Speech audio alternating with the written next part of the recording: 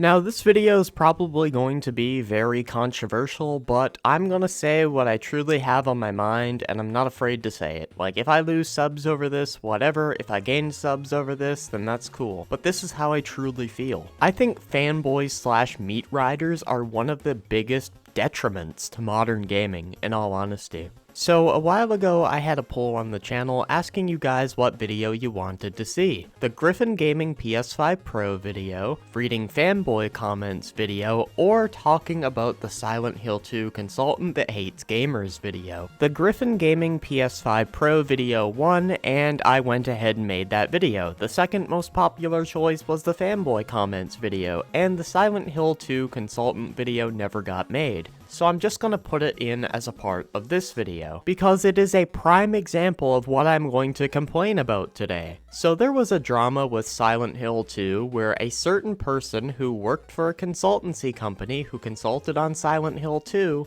named Jacob Geller, came out and he said that the world would be a better place without gamers. Well, he said that in a tweet because they asked him what the world would be a better place without, and he said gamers. I'm curious, what's the dumbest idea you have that you nevertheless believe will, if implemented, make the world a better place?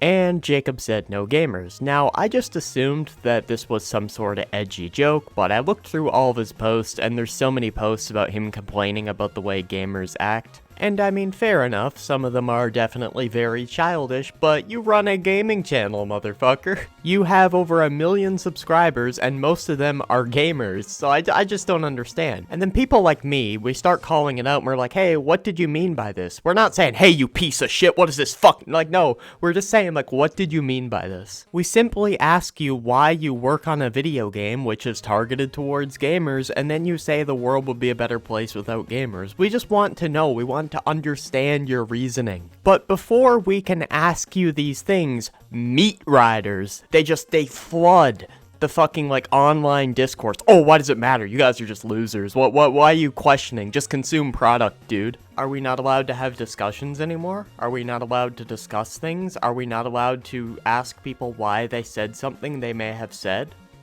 Can we not talk like adults anymore? And it's not like Jacob's even telling these people to come to his defense. They're just meat riding for the love of the game. I swear, if meat riding was a sport, you guys would be in the Olympics. Some of y'all would be gold medalists, I'm not even kidding. I see this tweet here, seeing all the usual losers go after Jacob Geller over a joke that hurt their delicate fifis is legit hilarious, and there's a video there, which kinda looks like rage bait, I'm not gonna lie. The world would be a better place without you. But there's no lies detected. He did in fact say the world would be a better place without gamers, So apparently nowadays you're a loser if you report that somebody who worked on a game that you're expected to pay for thinks the world would be a better place without you. Even if the guy was joking, right? Which, given how much he complains about gamers, I don't think he was joking. But I go to Jacob's latest community post and I see that he disabled comments because of people giving him heat for this. The guy couldn't even come out and say, yeah, I was joking, or yeah, you guys are losers. Honestly, I would have had more respect for him if he just came out and said, yeah, you guys are losers, lol. Like, the guy makes decent, I'd even say good content. I don't know why he's so scared of quote-unquote usual losers. Unless, of course, these people aren't losers and people are just coping that their favorite creator is getting criticized. I just don't understand it. You have over 1 million subscribers. If you came out and said, LOL, yeah, people who are upset at me are massive losers, most people would have sided with you anyway, just due to your sub count. The only reason that consultants like this are so just comfortable disrespecting us consumers, it's because people come out and defend them no matter what. But hey, I guess I'm just a loser for criticizing this guy because apparently he's the reincarnation of Jesus Christ himself. The next set of meat riders we're gonna talk about are the Black Ops 6 and Red Dead Redemption meat riders. So a while ago on this channel, I made a video talking about Red Dead Redemption's PC port. I complained that the port is of a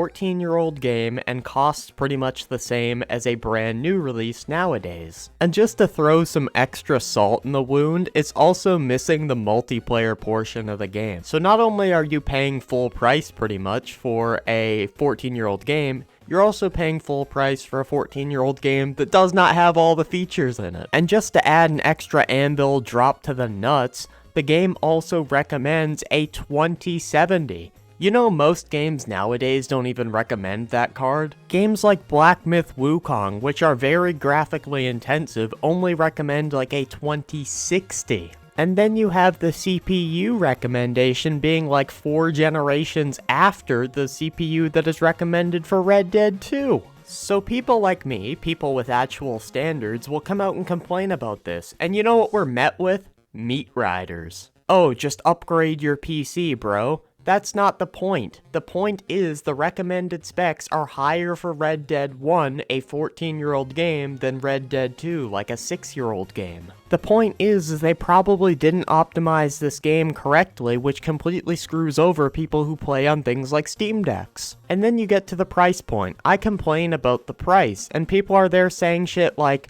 oh, well, just stop being poor. What's that? You don't think a game is worth the price? You disgusting poor piece of shit. It's got nothing to do with being poor. It's got everything to do with having standards. Believe it or not everyone is happy coughing up full price for a 14-year-old video game that does not have all the features in it.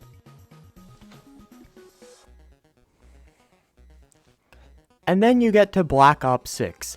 Black Ops 6 requires an internet connection at all times, even in solo games of campaign and zombies. And you know what the meat riders have to say?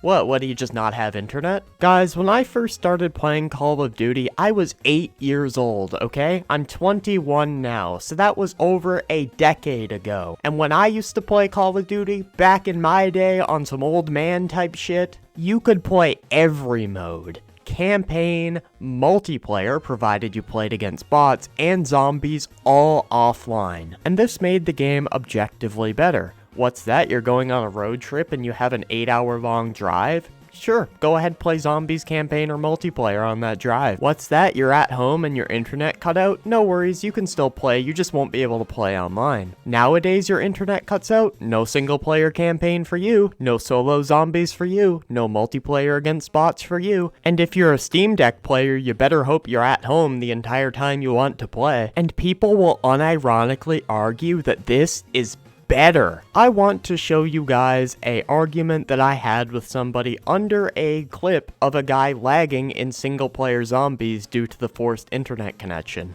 I don't have a very good internet and it's not this bad, bro. I don't know where or how you are playing, but this has to be something on your end. I then tell him that no, this is completely on the game because had the game not required internet to play solo, this would never have been a situation that could have occurred. He then replies, the fact you are here tells me you have an internet connection. It's just something that will happen, bro. We don't complain that playing our games takes power, do we? Which is the stupidest thing I've ever heard. Comparing them forcing an internet connection for offline play, we're comparing that to taking power to play video games, which they have always done from the start of time. There's a difference. Single player games didn't always take internet. Games have always taken power. I explain that this hasn't always been an issue and it's a new issue that was introduced, and he replies with things change with time, what a surprise, newer experience, need newer requirements, it's just how it works, you know? I then reply saying things should get better with time and not worse, and he says, and I'm not even fucking kidding when I show this,